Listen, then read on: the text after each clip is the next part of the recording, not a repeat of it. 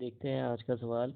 In a circle of radius 10 centimetre and centre O, PQ and PR are two equal chords, each of length 12 centimeter.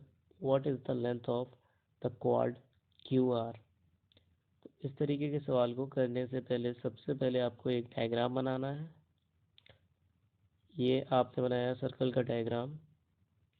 फिर उसके बाद आपसे कह रहा है PQ और PR दो इक्वल क्वाड्स हैं, तो PQ and PR are the equal chords। Equal chords हो गए आपके पास PQ और PR।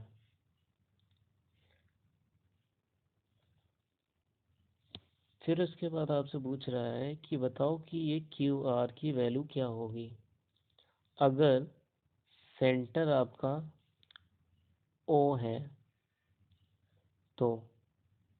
ठीक है, अगर मैं सेंटर को यहाँ पे बना दूँ तो कोई दिक्कत नहीं है। अब क्या कह रहा है, आपको P से O को मिलाना है। आपने मिला दिया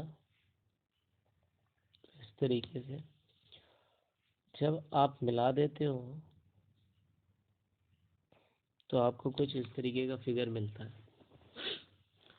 अब हम क्या करेंगे, OPR में O एंगल OPR को हम लोग मान लेंगे थीटा, और एक परपेंडिकुलर O से PR पर डालेंगे। ये एक परपेंडिकुलर है जो PR को U पॉइंट पर काटता है। अब आपको पता है कि आइसोसेलेस ट्रायंगल में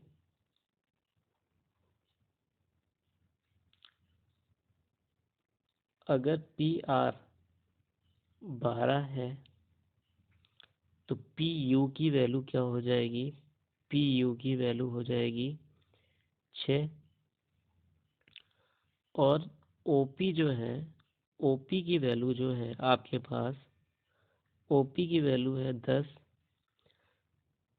PU की वैल्यू जो है वो हो गई 6। तो आपको दिख रहा होगा POU वाले ट्रायंगल में कि OU की वैल्यू जो हो जाएगी वो ट्रिपलेट से हो जाएगी 8। अब हमने OPU में साइन थीटा का फॉर्मूला लगाया और हमें क्या मिलता है, OU अपॉन OP।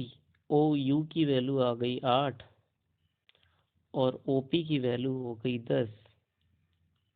इसी तरीके से अगर हमने O से QR पर एक परपेंडिकुलर खींचा जो T पॉइंट पर कट करता है, तो OQR भी आइसोसेलेस ट्रायंगल बन जाएगा। और एंगल थीटा से अगर हमने देखा तो हमें ये TPR एक और ट्रायंगल मिलेगा, जहाँ से अगर साइन थीटा की वैल्यू अगर हम लोग लेते हैं तो हमें क्या मिलेगा, TR अपॉन PR। और PR की वैल्यू कितनी है, PR की वैल्यू कितनी है 12। तो यहाँ से आया 12। तो जब आप काटते हो तो आपको वैल्यू मिलती है 2 5 10, 2 4 8 and TR is equals to 48 upon 5। अगर TR की वैल्यू 48 अपॉन 5 है और T पॉइंट QR को दो बराबर भागों में बांटता है, टू इक्वल्स पार्ट में बांटता है, डिवाइड करता है, तो इसका मतलब इसकी भी वैल्यू 48 अपॉन 5 होगी। तो आप यहाँ से कह सकते हो कि QR की जो वैल्यू है वो 2 टाइम्स 48 अपॉन 5 यानी 96 अपॉन 5 होगी। तो 19 5 ज़ा 95, 0.5 टू ज़ा 10।